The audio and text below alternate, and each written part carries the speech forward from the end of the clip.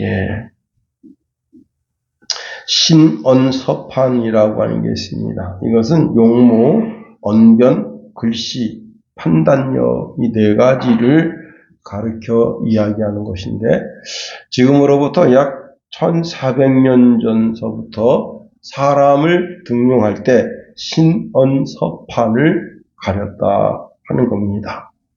예, 그 사람이 용모는 어떠한지, 또 언변은 어떠한지, 또 그 다음에 글씨를 어떤 주제를 놓고 썼을 때 그 글 내용이 어떠한지, 그리고 글씨가 삐뚤삐뚤한지도 봤다는 겁니다. 저는 이제 제가 왕이지체 비슷하게 글씨를 쓰는데, 여기서 이제 선은 글씨를 휘갈려 쓰더라도 자기 의사가 분명히 전달되는가, 그 다음에 정확하게 그 글씨를 알아볼 수 있는가 여부를 판단했다고 합니다. 아주 오래전 들은 이야기인데요. 일본에서는 천재소리, 만재소리 듣는 그런 젊은이들은 등용하지 않는다고 합니다. 왜 그런가 하면 이렇게 똑똑한 청년들을 그 회사에 등용하면요, 한 5년에서 7년 정도 지나면 자기 회사하고 똑같은 회사를 차린대요. 예. 그래가지고 천재소리 듣는 청년들은 웬만하면 뽑지 않고 2등, 3등 이렇게 그 다음 똑똑한 젊은이를 뽑는다 하는 이야기를 들었습니다.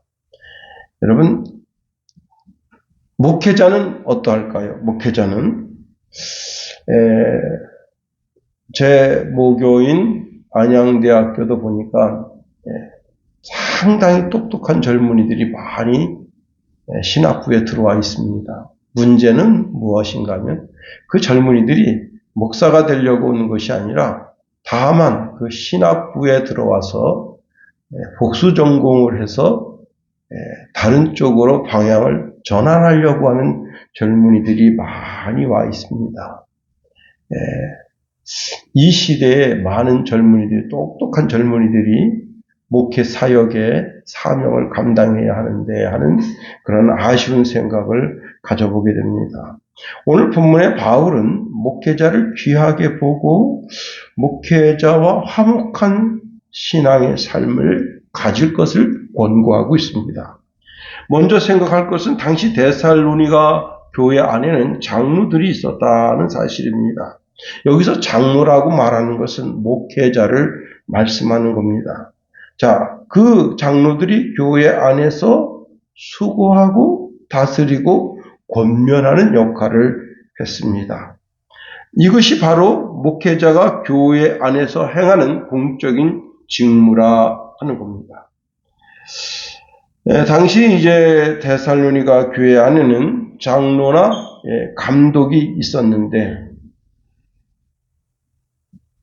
당시는 이제 회당이 전 세계적으로 이제 회당이 이렇게 펼쳐져 있었잖아요. 그래서 이 교회도 회당과 비슷한 직제를 가지고 있어서 이제 회당처럼 회당장이 그 역할을 감당하는 것처럼 교회도 그렇게 교회의 장로가 그런 역할을 감당했다 하는 겁니다.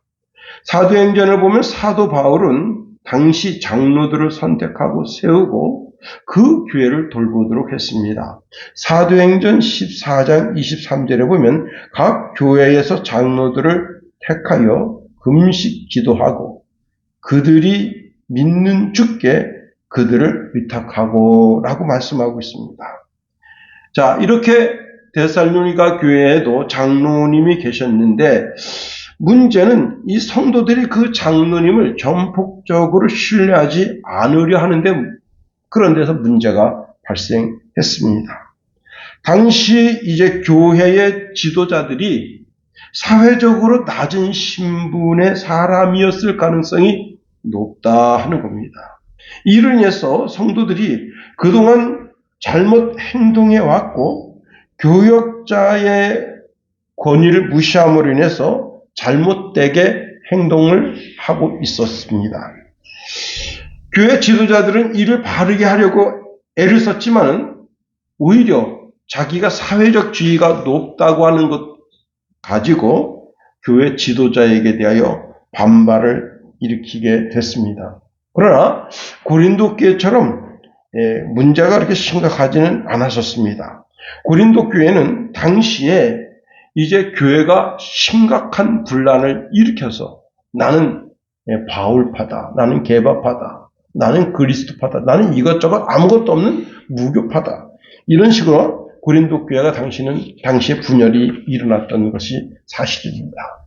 오늘 본문에서 바울은 교회의 지도자인 장로가 하는 일이 무엇인지 알고 장로를 귀하게 여기고 화목하게 신앙생활 하라고 권면하고 있습니다. 그러면 우리가 본문에 있는 말씀을 통해서 목회자가 하는 사역이 무엇인지를 알아야 하는 겁니다. 우리 한번 12절을 다시 한번 읽어봅니다. 12절 시작. 형제들아, 우리가 너희에게 구하노니 너희 가운데서 수고하고 주 안에서 너희를 다스리며 권하는 자들을 너희가 알고, 성도들이 반드시 알아야 할 것이 있다 하는 겁니다. 그것이 목회자의 사역입니다. 오늘 세 가지로 말씀하고 있네요. 수고하고 있고 다스리고 권면한다 하는 겁니다.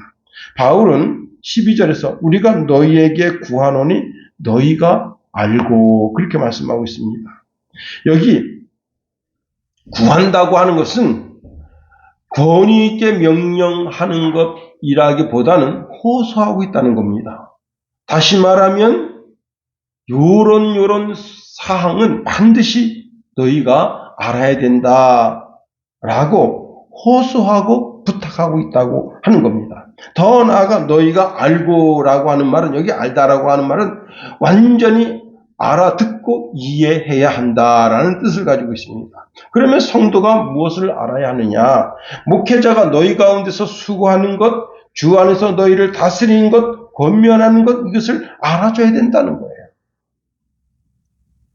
그러면 첫 번째 무엇입니까? 목회자가 수고하는 것을 알아주라 하는 겁니다. 여기 수고하고라고 하는 단어는 열심히 일함으로 인하여 피곤하게 되다라는 뜻입니다. 어느 교회에서 이제 한 성도가 전화를 했습니다. 목사님, 왜 그러세요? 우리 집에 오늘 고추를 땄는데 사람 손이 모자라서 그러는데 목사님, 우리 그 밭에 오셔서 고추 좀 따주면 안 되겠습니까? 여러분, 참 이게 난감하거든요. 목회자가 사실 교회에서 있긴 하지만은 딱히 교회 목사는 세상 일을 위해서 부르심을 받은 자가 아닌데, 성도님 그렇게 하니까 이 목사님이 대략 난감입니다. 갈 수도 없고, 안 가면 어떻게 되는 거예요? 그 성도가 삐지는 거 아니에요. 시험 들 것 같고. 그러니까 이 목사님이 참 고민이 많아서, 집사님, 저는 세상 일을 하라고 부름을 받은 게 아니라 주의 사명을 감당하라고 부르심을 받았는데 제가 가야 될지 모르겠습니다. 뭘 고민하세요? 오세요. 결국은 그것 때문에 그 교회에 분란이 일어났다는 겁니다. 목사가 자기에게 주어진 사명을 감당하는 데 있어서 전심전력하고 그 일을 이루도록 애를 써야 하는 겁니다. 제가 이제 목사 안수를 받을 때 임무 목사님이라고, 이 무용 목사님이라고 하는 분이 그때 어떤 말씀을 하셨는가 하면, 잠언서 27장 23절에 내 양떼의 형편을 부지런히 살피며 내 소떼의 마음을 두라는 말씀을 주셨습니다. 목회자는 자신의 전 생애를 걸고 누구한테? 성도에게 마음을 두어야 된다는 겁니다. 그러면 양떼에게 있어서 가장 중요한 것이 뭐냐? 양떼는요, 시편 23편에 보면 푸른 초장으로, 그러니까 이게 우리나라 그 대관령 양떼 목장 같은 그런 것으로 생각하면 큰 우산입니다. 여러분, 설악산의 사냥처럼 생각하면 큰 우산이에요. 이스라엘은 정말 이렇게 산을 보면요, 풀 한 폭이 보이지 않아요. 그런데 목자가 어디 가면 풀이 있다는 거 다 알아요. 목자는. 그래서 그 양떼를 끌고 가는데 다 산이 이래요. 진짜 여러분 그 사람 같으면 잘못 발 헛디디면 그냥 5, 60m. 왜냐면 나무 같은 게 없으니까. 우리는 쭉 미끄러지면 나무 탁 잡으면 되잖아요. 여긴 그런 게 없어요. 그게 다 그래요. 나무 하나 없어요. 그런데 거기 양떼들이 풀 뜯어먹을 게 있습니다. 그런 걸 알아서 그걸 끌고 가야 되는 거예요. 풀을 먹여야 되고 그 다음에 물 있는 곳을 목자만 알아요. 혹자는 양이 물 냄새를 맡는다 그런 이야기를 하는 분들인데 그렇지는 않습니다. 목자가 우물을 다 막아놔요. 왜 물이 증발해 버리니까 물을 막아놓고 양떼를 물을 먹인 다음에 다시 또 닫아놓습니다. 이 양에게 있어서는 물과 꼴, 그 다음에 양이 밤에는 그 들녘이기 때문에 들녘에 사나운 짐승이 있는 거예요. 사나운 짐승으로 하여금 보호할 수 있도록 동굴에 갖다 집어넣고 이제 입구를 막는 것. 여러분 그 토끼 있잖아요. 토끼 굴은 하나, 입구가 하나인 것 같지만 토끼는 입구가 여러 군데가 있습니다. 그런데 되게 재밌는 게 뭔지 알아요? 토끼가 이제 새끼를 낳으면 보통 7마리 난단 말이에요. 그러면 토끼가 새끼를 위한 굴을 따로 팝니다. 그리고는 자기가 이제 밖에 나가서 풀을 뜯어 먹어요. 그래서 젖을 충분히 불려요. 그리고는 어떻게 하느냐? 새끼들이 있는 굴에다가 새끼를 딱 집어넣고 굴 입구를 막아버려요. 왜 그런가 하면 얘 배고프면 새끼들이 막 밖으로 나와버리거든. 그러면 어떻게 돼요? 거긴 쥐도 있고요. 별의별 고양이. 완전 고양이 밥이죠. 그 다음에 들짐승이 이만저만한 게 아닙니다. 그런데요. 이 토끼가 그 굴 입구를 막 파가지고 새끼들을 다 불러내서 젖을 충분히 먹입니다. 그 다음에 다시 집어넣고 굴 입구를 막아버려요. 깜짝 놀랐습니다. 야생 토끼는 저렇게 하는구나. 그 다음에 어느 정도 성숙하면 집단 생활하는 굴로 들어갑니다. 여러분, 양떼에게 있어서 물과 꼴과 그리고 잠자리. 그 좋은 목자를 만나야만 그 양이 정말 일생 편안한 삶을 사는 거예요. 디모데전서 5장 17절에 보면 목회자가 주로 해야 할 일에 대해서 나오는데 이렇게 말씀합니다. 잘 다스리는 장로들은 잘 다스려야 된다. 그 다음에 배나 존경할 자로 알 때 말씀과 가르침에 수고하는 이들에게는 더욱 그리할 것이니라. 말씀을 막 연구해줘. 연구하고 그리고 그 말씀을 잘 가르치는 자를 더욱 그렇게 존경해 주라 하는 겁니다. 목회자는 늘 말씀을 읽고 연구하고 성도들에게 줄 영혼의 양식을 준비해야 하는 자입니다. 예수님께서 베드로에게 부탁하시죠. 내 양을 먹여라. 내 양을 치라. 그렇게 말씀하십니다. 다시 말하면 목회자는 내 양을 먹이고 내 양을 치는 사람이 하는 겁니다. 목회자가 자기 양떼의 마음을 두고 전심전력하듯이 성도들은 어떻게 해야 되는 거예요? 자기에게 주어진 임무에 충실해야 되는 거예요. 그렇습니다. 프랑스 루이 14세 때 재무장관을 지낸 콜베르라고 하는 사람인데요. 이 사람이 이제 한 포목점에 점원으로 있을 때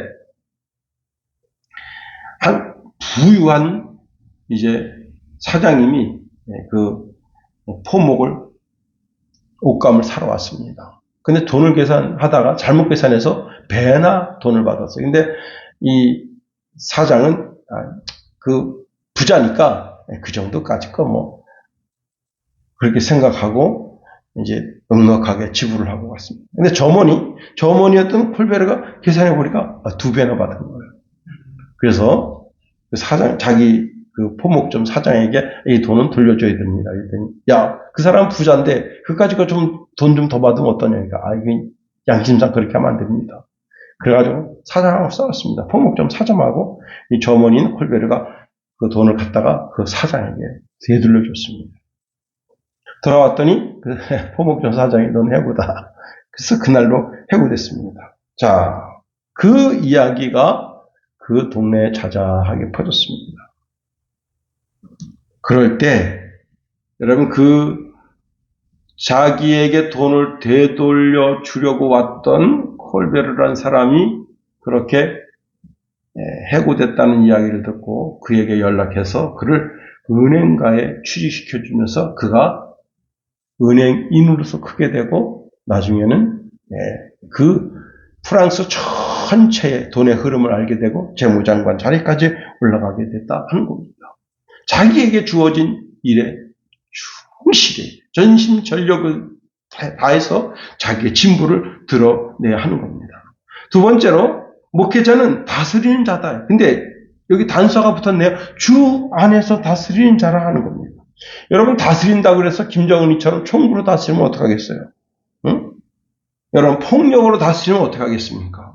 여기 다스린다고 하는 것은요. 솔선수범하여 자기 자신의 그 모범을 보여서 그 모범을 통해서 성도들이 그 자신의 삶을 따라오도록 그렇게 한다는 거예요. 다스림은 자신의 권위나 지위에 있지 아니하고 성도들의 영혼을 구원하기에 애쓰는데 초점이 맞춰져 있다 하는 겁니다. 사실 다스린다고 하는 것은 뭐예요? 교회 안에서 공적인 업무를 감당하고 있다는 겁니다.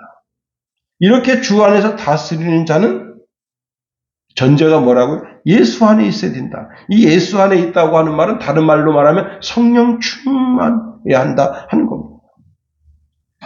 자, 이것은 막 겉으로 막 자기의 권위를 드러내려고 막 이렇게 냉소적이고 외적인 그런 권위가 아니라 하는 겁니다. 오히려 모든 그리스도인들에게 주는 따뜻함을 통해서 그 성도를 인도해야 한다는 겁니다. 미국의 한 목사님이 성도님을 그렇게 아무리 권고해도 교회를 나오지 않습니다. 그래도 그 집을 신방을 갔는데 마침 이제 그가 직장에서 돌아와서 목사님을 맞이하면서 이렇게 차를 대접을 합니다. 근데 미국은 다 지금은 이제 이렇게 난방 시스템이 많이 바뀌었지만 옛날에는 다 뭐냐 벽난로예요. 벽난로에다가 나무를 잔뜩 갖다 놓고 나무를 올려서 그 집안에 이제 훈기를 돌려서 집안을 따뜻하게 하는 겁니다. 근데 난로가 그냥 활활활 잘 타고 있어요. 그때 목사님이 부적개인 갖다가 이게 나무를 하나씩 떼어놨으면 여러분 잘 타는 나무가 모였을 때는 잘 타지만 다 떼어놓으면 어떻게 되냐면 연기만 가득하고 불 꺼집니다. 그러니까 그 성도가 그걸 쳐다봅니다. 그때 목사님이 그 성도를 이렇게 바라봅니다. 이 성도는 이 목사님이 이렇게 불이 붙어 있는 나무를 하나씩 떼어놓는 그 의미를 아는 거예요. 목사님 알았습니다. 나 혼자 신앙생활 잘할 것 같지만, 나 혼자 교회에 떨어져 나와서, 나 혼자 멋지게 신앙생활 잘할 것 같지만, 교회를 떨어져 나오면 불도 꺼지고, 점점 나중에 교회와 멀어지게 된다. 그래서 그 다음에 그 성도가 그 교회에 다시 나오게 됐다고 하는 겁니다. 여러분, 요즘은 이제 겨울철이 다 돼서, 모래성 쌓는 일은 찾기가 어렵겠지만은, 여름에 한 아이가 이제 온 가족이 캠핑을 가가지고 자기가요, 모래성을 쌓습니다. 요즘은 모래성 쌓는 그런 키트가 있어요. 그래가지고, 해가지고 키트를 멋지게 쌓아놨어요. 거의 7, 8시간 공을 들여서 멋지게, 그게 모래성이 식어갈 때 되면 또 물 갖다가 막 뿌려가지고 아빠 봐라 멋있지 7, 8시간 동안 모래성 쌓기. 그 해수욕장 좋은 데 가서 놀 생각하지 않고 모래만 가지고 계속 장난치면서 놀았습니다. 7, 8시간. 얼마나 공을 들인 거예요. 근데 저녁 때 이제 엄마가, 야, 이제 물에 한번 가서 몸 담고 와서 저녁, 돼지고기 바베큐 파티하니까 와라. 그랬더니 얘가, 예? 그리고 바닷물에 딱 들어가가지고요. 딱 나오면서 자기가 쌓은 모래성 있잖아요. 그걸 팍팍팍 밟아버려서 다 흐트러 버립니다. 7, 8시간 동안 쌓았던 모래성을 부시는 데는 10분도 안 걸렸어요. 네. 여러분, 뭘 하든지 만드는 건 쉽지가 않아요. 시간이 공이 많이 들어갑니다. 망치는 데는 1분도 걸리지 않습니다. 사람의 관계도 마찬가지예요. 교회 안에서 다스린다고 해서 막 분노로 다스려보세요. 그건 여러분 분노로 다스리는 그것은 사탄의 역사지 하나님의 역사는 아닌 겁니다. 그렇습니다. 사도 바울은 고린도 후서 10장 8절에 이런 말씀드립니다. 주께서 주신 권세는 너희를 무너뜨리려 하는 것이 아니요 세우려고 하신 것이니 내가 이에 대하여 지나치게 자랑하여도 부끄럽지 아니하리라 말씀하십니다. 그렇습니다. 여러분, 목사는 교회 안에서 자기 자신이 솔선수범해서 교회의 성도를 다스린 자다 하는 겁니다. 그 다음에 세 번째로 목사는 어떤 자냐? 주 안에서 권면한 자라는 겁니다. 사실 이 권고는 형제애가 담겨져 있는 말이다 하는 겁니다. 한마디 한마디 말에는 형제애가 넘치도록. 자, 여러분, 교회 안에서 형제애를 두고는 다른 이야기를 할 수가 없습니다. 제가 오늘 이제 마태복음 26장 29절 30절 말씀 이렇게 이제 연구하면서 주일오후 설교 준비를 했는데요. 거기에 주님께서 제자들에게 부탁하는 말씀이 있습니다. 서로 섬기는 자가 되라. 그 다음에 서로 사랑하라. 예, 교회는 사랑의 공동체가 되어야 하는 겁니다. 왜 사랑의 공동체가 되어야 하는가 하면 너희가 서로 사랑하면 그 사랑 안에 하나님 계시다 했습니다. 예. 미움의 공동체, 질투의 공동체가 된다면 그 공동체는 더 이상 교회가 아닙니다. 사단의 해가 있는 공동체라 할 수밖에 없는 거예요. 예. 여러분, 권면한다고 해서 상대방을 비방하고 비난하고 책망하고 그러면 그 공동체는 곤무너지는 겁니다. 사실 비방, 비난, 책망으로도 공동체를 세울 수 있습니다. 그런데 그렇게 이제 비방이나 비난이나 책망을 통해서 공동체를 세우면 정말 무서운 사단의 회가 되는 겁니다. 겉껍데기는 교회가 되는 거죠. 그러나 그 안은 뭐예요? 사단이 역사하는 회가 되는 겁니다. 제가 아주 오래전이에요. 거의 진짜 고등학교, 대학교 그때쯤인데 한월산 기도원을 갔는데 우리나라 대한민국에 욕 잘하는 목사님이 있습니다. 진짜 그분은 욕을 아주 찰지게 잘해요. 그런데 이제 목사님 설교하려고 강대상에 딱 섰는데 어떤 권사님이 이제 여러분 그 기도원에서 찬송할 때 찬송이 보통 1시간씩 해요. 그러면 여러분 물 잔뜩 마시고 와서 찬양 1시간 했으면 오줌 마려요 안 마려요?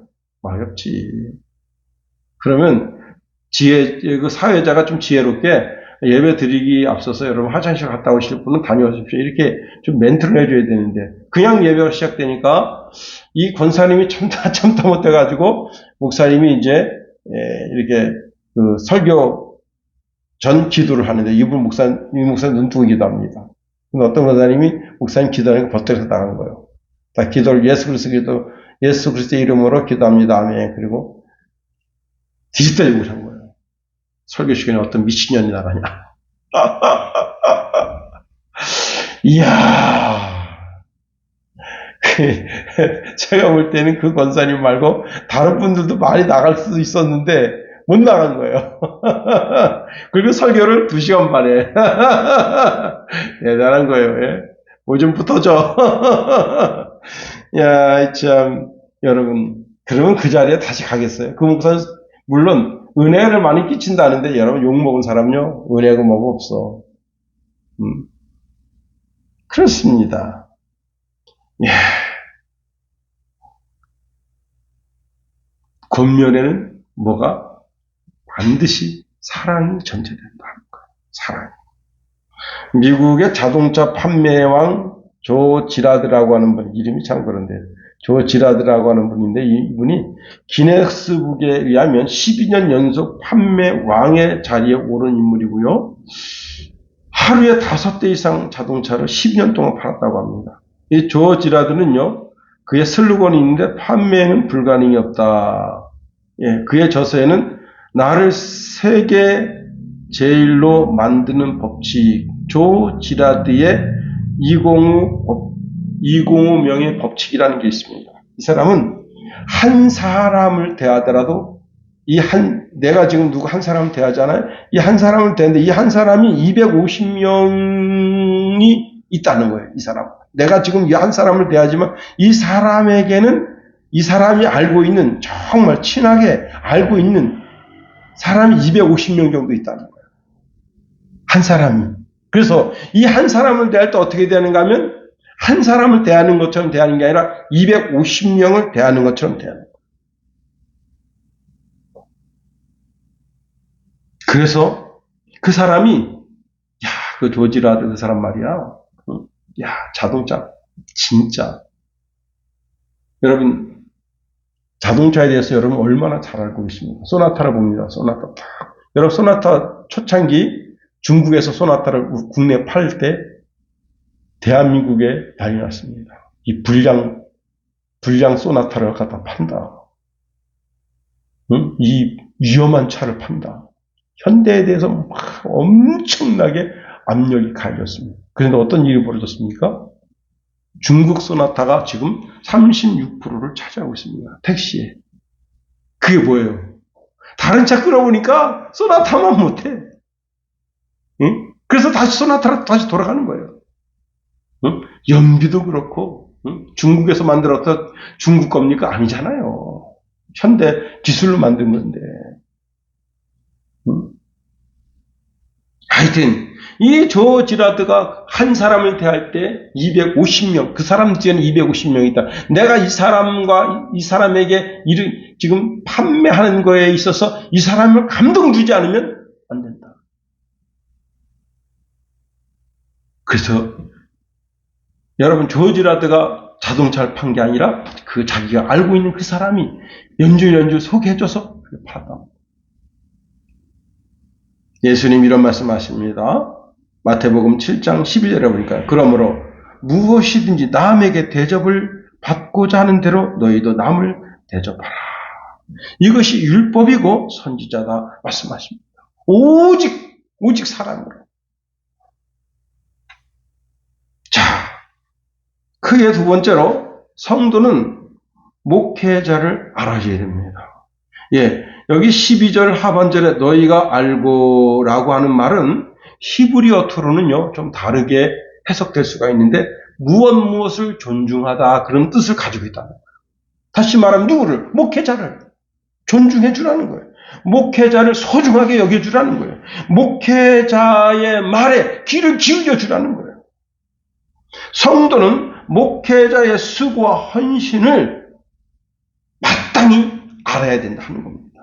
목회자가 나와 함께하는 공동체를 위해서 수고하고 주 안에서 다스리고 권면하는 것에 대해서 존중해줘야 되는 겁니다. 자, 근데 목회자가 어때요? 여러분 그 디모데는 아주 어린 나이에 목회자가 된 거예요. 저도 어린 나이에 목회자가 됐습니다. 제가 이제 신방을 가는데 우리 이제 천진남 권사님이 이제 이렇게 말씀하신 거예요. 우리 부목사님이세요. 그랬더니 그 상대방에 있던 그 권사님이 목사님이 그냥 새신랑 같네요. 그래. 새신랑 같네. 왜? 지금 그때 30 조금 넘었는데 목사안수 받았으니까 어떻습니까? 목사님 새신랑 같네요. 우리 목사님 목사안수 받은 지 얼마 안 됐다.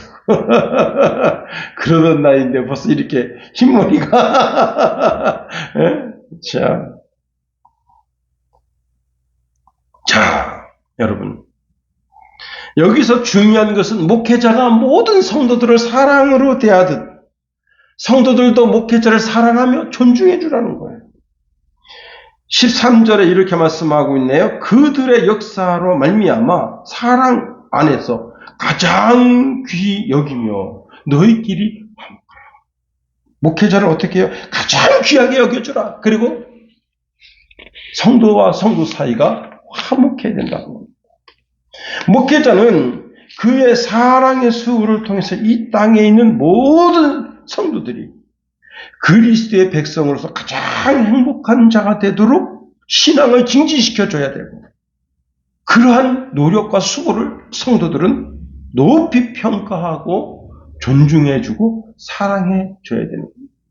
여러분, 그 엘리야가 이제 하나님의 승천, 하나님의 부름을 받으려고 할 때 엘리사가 쫓아갑니다. 그때 엘리사가 이제 엘리야가 엘리사에게 묻습니다. 뭐라고 물어보는가 하면 내가 너한테 뭘 해주면 좋겠냐 했더니 영감을 갑절로 주십시오. 그러니까 내가 참 어려운 걸 구하는구나. 하여튼 그렇게 하는 어간에 이제 엘리야가 하나님의 승천을 받아서 이제 크게 불림을 받는데 그가 그 선지자 외투 있잖아요. 다 낡은 외투를 휙 던져버려요.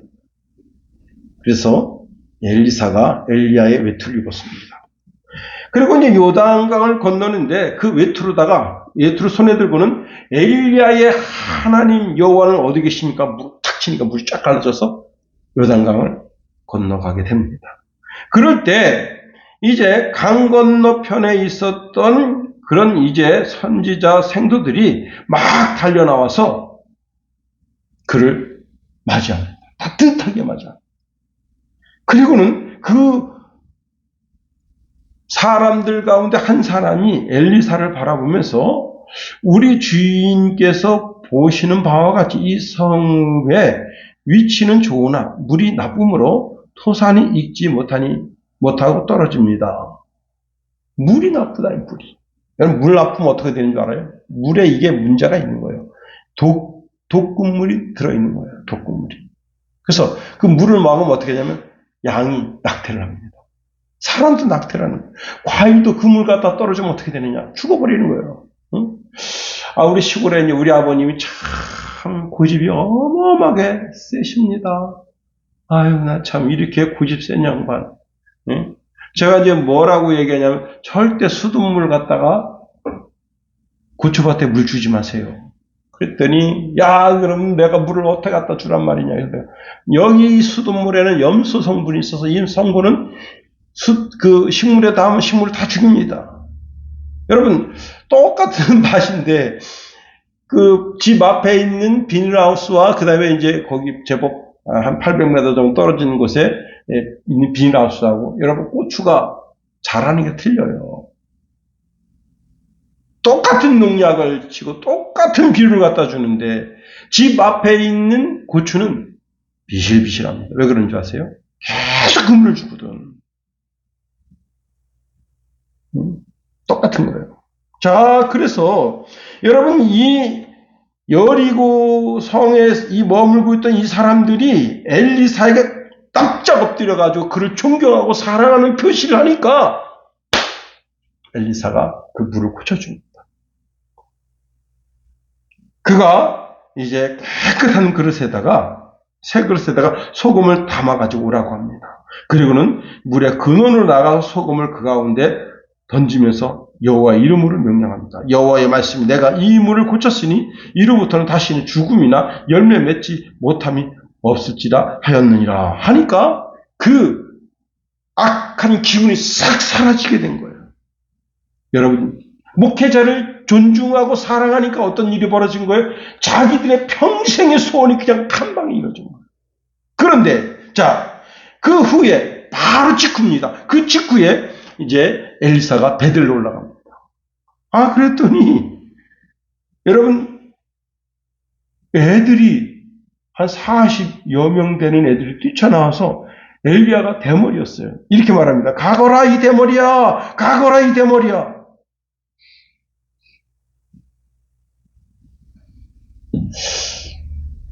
자, 엘리사가 가다가 발걸음을 멈추고 뒤돌아섰습니다.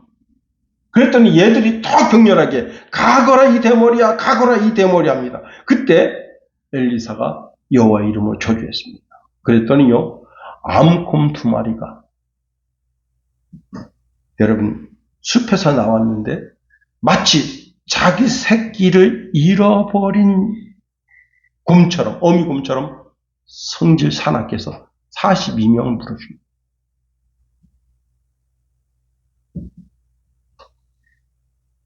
기가 막힌 겁니다.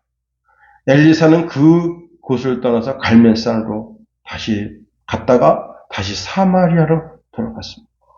예, 아이 42명.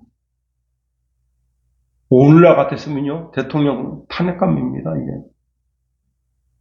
그런데 여러분, 왜 그런 거예요? 그 아이들이 엘리사가 선지자인 걸 알고 그를 존중하고 사랑하고 귀하게 여겼더라면 그 아이들이 선하고 아름답고 귀하게 쓰임받을 수 있는 길도 열렸을 텐데 하는 겁니다. 열왕기하 4장에 보면 수넴 여인이 나옵니다. 수넴 여인. 자, 이 여인은요, 자기 집을 지나갈 때마다 엘리사 목사님이 지나가면 붙잡아가지고, 우리 집으로 오세요, 우리 집으로 오세요. 그래서 강제로 끌어다가 맛난 음식을 해서 먹입니다. 할렐루야, 여러분. 목사님이 우리 집에 오면요, 맛난 거, 집에 뭐 있나 없나 뒤져서 그냥 있는 거 싹 다 대접하면서, 자, 어쨌든지 간에, 자, 그러면서는 자기 남편한테 이야기합니다. 우리가 이 엘리사 목사님을 위해서 방을 하나 조그맣게 지어서 거기다가 엘리사 목사님 성경 연구를 잘 할 수 있도록 책벌상을 만들어주고 그다음에 촛대도 이렇게 세워둡시다. 이 여인 마음 씀씀이가 보통 마음 씀씀이 아니에요. 그래서 엘리사가 묻습니다. 이 여인이 이렇게 참 마음 씀씀이가 참 진짜 어떻게 보면 보통 마음 씀씀이가 아닌데 이 여인이 혹시 이 국방장관이나 나라 대통령 임금님한테 뭐 이렇게 주청할 게 있어서 이렇게 하느냐? 그 게하시한테 묻습니다. 그래서 게하시가 물어요. 아니, 그런 게 아니라 오직 나는 엘리사 이 목사님을 존경하고 사랑해서 이렇게 하는 거지 난 그런 게 바라는 게 없습니다. 이야, 보통 여인이 아닙니다. 그런데 게하시가 가만히 보니까 이 집에 아기가 없어. 그래서 게하시가 그 이야기를 합니다. 내가 이 집을 가만히 보니까 이 집에 아기가 없습니다.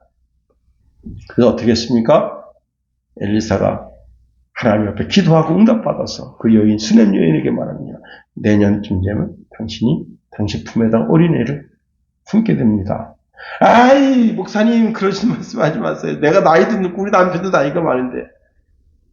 그런데 엘리사 목사님 말씀하신 그대로 여러분, 아기가 나서 아기를 그 젖을 먹게 되니, 이야, 여러분, 애 울음소리가 있는 집이 가장 행복한 집이에요. 응? 애기 울음소리가, 여러분 애기 울음소리 들어본 적 있어요? 없잖아. 응? 우리 집안에도 지금 깐난쟁이가 없어요. 응? 깐난쟁이가 있어야 돼요. 그런데 세월이 흘렀습니다. 아이가 자랍니다. 이제 추수할 때가 됐을 때 아이 들녘에 엄마가 아기를 데리고 아빠랑 있는데 나가게 됩니다. 그때 아이가 머리를 막 쥐어서 싸고 나면 아이고 머리야, 아이고 머리야, 아이고 머리야. 뭔 일이 터진 거예요. 그리고는 결국은 이제 대낮에 어머니 무릎에 앉아 있다가 죽어버렸어요. 이 아이가. 이게 여러분, 애가 죽었으니 지금 제가 오늘 이제 운전하고 오는데 뭐가 나오냐면 그 2년 전인가요? 이태원 참사 잊지 않겠습니다. 그 이태원 참사 그거 그 현수막 붙었더라고. 그 엄마들은 그 아빠들은요 그거 참 미치는 거예요. 응? 이태원 참사 그 날만 오면 미치는 거야. 막 환장하는 거예요. 응? 그니 이 엄마가 진짜 마음이 그냥, 그래서 그 즉시 짐승을 내어달라 그래서 엘리사한테 왔습니다. 갈멜산에 있는. 그때 갈멜산에 있는 그 엘리사가 이제 결국 이 여인이 그냥 목사님 꼭 오셔야 돼요. 목사님 꼭 오셔야 돼요. 그래가지고 그 목사님이 그 아이가 가서 보니까 자기가 쓰는 그 다락에 누워 있습니다. 예, 거기에 몸을 포개고 하나님께 기도했어요. 하나님께서 그 영혼을 되살아오게 했습니다. 여러분, 목회자를 가까이 하니까 없던 아기도 생겼고, 어린 걸 들녘에 가서 데리고 나가니, 들녘에 어떤 질병이 있는지 어떻게, 면역이 없는 아기가 그 들녘에 나가서 그냥, 어떤 전염병에 걸렸는지 어떻게 알아요? 그런데 그것까지도 치유받게 돼요. 목회자를 가까이 하는 것이, 하나님을 가까이 하는 것입니다. 이제 말씀을 마칩니다. 여러분, 목회자가 어떤 분이냐? 나를 위해서 수고하고, 말씀을 준비하고, 권면하고, 그렇게 해서 자기 전생일을 바친 자입니다. 목회자가, 그 데살로니가 교회의 목회자가 정말 별 볼 일 없어요. 아니요. 진짜 어느 집에서 종로로 타던 그런 사람이 겨우 장로가 돼서 우리를 다스린다는데, 뭐 성령 충만, 말씀 충만, 기도 충만한 건 아닌데 사회적으로는 신분이 별 볼 일 없어 보여요. 그래서 내가 사회적 권위가 높다고 해서 그 사회적 권위를 그걸 누르는 것이 아니라 오늘 그를 존경하고 사랑한다. 여러분, 더 큰 하나님의 복을 받아 누리는 그런 하나님의 사람이 될 수 있는 거예요. 여러분, 목회자를 존중해 주는 것은 목회자를 존중하는 것이 아니라 목회자 뒤에 계신 예수님을 존중하는 것이고, 예수님을 존중하는 것은 예수님 이 땅에 보내신 하나님을 귀하게 여기는 것입니다. 기도하겠습니다.